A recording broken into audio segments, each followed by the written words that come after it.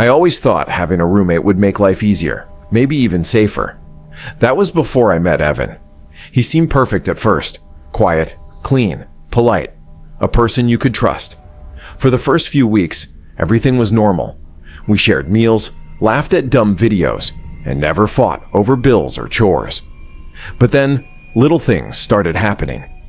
At first, they were almost imperceptible. Footsteps in the hallway at 3 a.m, soft whispers that I couldn't understand, doors creaking as if someone had opened them, just a crack.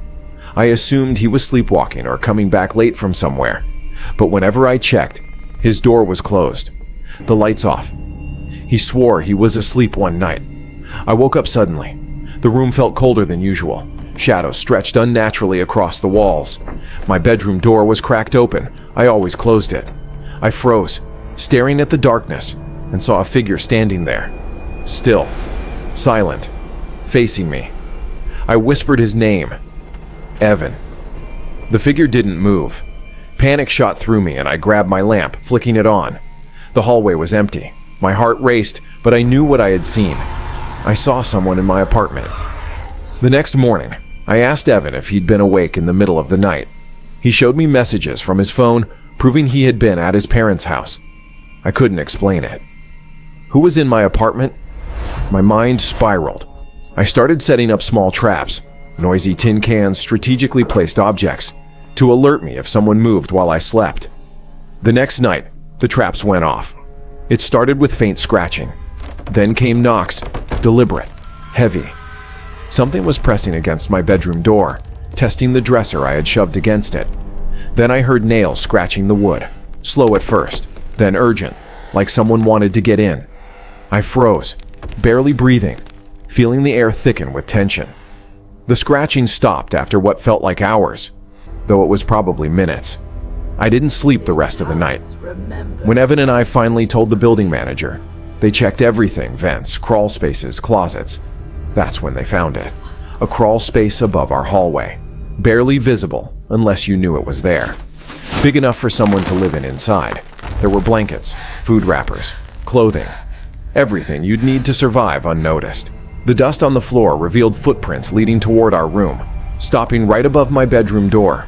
I felt sick to my stomach. Someone had been in my apartment the entire time, living above us, watching us. I never felt safe again, even when Evan was home. Every creak of the floor, every whisper of wind against the window made me jump. And I realized the worst part wasn't that someone had been there. The worst part was knowing they could come back at any time.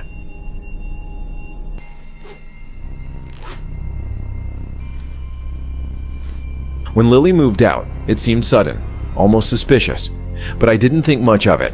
She claimed she had a new job across the state, packed a couple of bags, grabbed her laptop, and left a quick text promising she'd pay her last month's rent.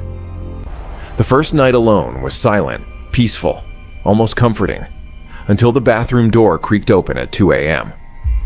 I sat up in bed, heart hammering, because nobody had keys except Lily, and she was supposed to be hundreds of miles away. I could hear water running, the toothbrush cup rattling, cabinet doors opening. I grabbed the knife from the kitchen, heart pounding, and crept down the hallway. The light in the bathroom was on, the shower curtain half closed. Steam lingered in the air. Nobody was inside. I checked the front door, locked from the inside. I tried to convince myself it was just pipes or the wind, but then came humming. Soft, deliberate, a woman's voice. Coming from Lily's room, I pressed my ear to the door, and the humming stopped instantly.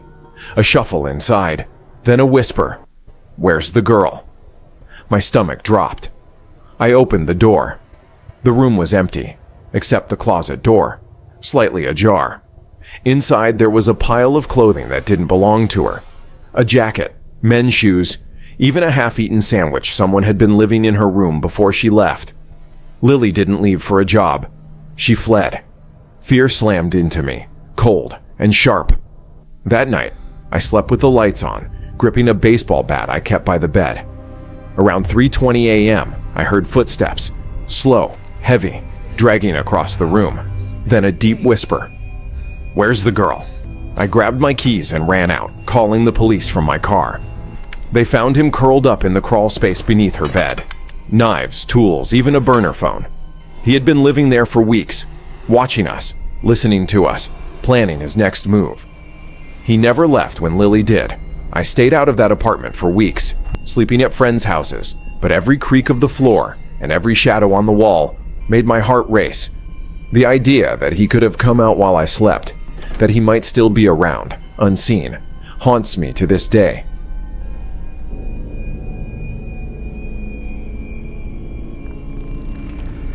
Zach seemed like the perfect roommate. Funny, laid back, always out with friends, respectful of boundaries. For months, I never thought twice about him. But then the small things started, locking his bedroom door at all times, even when he left for 10 minutes. Strange noises at night, whispers, scratching, shuffling that didn't belong to him. One night, around 1 a.m., his door creaked open on its own. He wasn't home. He said he was staying at his girlfriend's. Curiosity burned in me, though I knew I shouldn't have looked. I entered his room cautiously. At first, it appeared empty. Bed, desk, chair, everything normal. But the closet wall was covered with hundreds of photographs. Every one of them was of me, walking to class, cooking, sitting at my desk, even sleeping. Some were taken from inside my bedroom. Beneath many of the photos were notes. 3:12 a.m. Still asleep. Locked his window. Need another way. Smiled today. My blood ran cold. I backed out slowly, calling campus security, heart hammering. When the authorities investigated, they found journals detailing every aspect of my life, routines, habits, my comings and goings. They even discovered a plan for when he would enter my room while I slept. The date was only 2 days away. Zach was arrested, but the thought of having lived with someone who watched me constantly, who knew my movements better than I did, left a permanent scar. I still wake up in the middle of the night hearing faint scratching outside my old room, feeling as though someone is watching, waiting, counting the minutes until I let my guard down. Living with someone seems simple. You share space, split bills, maybe even laugh together. But sometimes, the person sleeping in the next room isn't who you think they are. They might be hiding secrets, watching you while you sleep, keeping careful track of your routines. The small noises you ignore, the shadows in the hallway, even the creak of the floorboards, they could all mean someone is closer than you realize. You tell yourself it's just imagination, that the footsteps are the building settling, that the whispers are nothing, but deep down, you know better. You feel it in the pit of your stomach when the lights flicker, when doors open on their own, when objects are slightly out of place. You wonder, did they ever really leave? Or are they still there, waiting, patient, watching every move you make? So the next time you move in with someone, check your locks. Trust your instincts. Don't ignore the small unsettling signs. And remember, even when the apartment is quiet, even when you think you're alone, someone could still be there, just beyond the edge of your vision, waiting for the moment you let your guard down. Because sometimes, the person you trusted most isn't your roommate. They're your nightmare.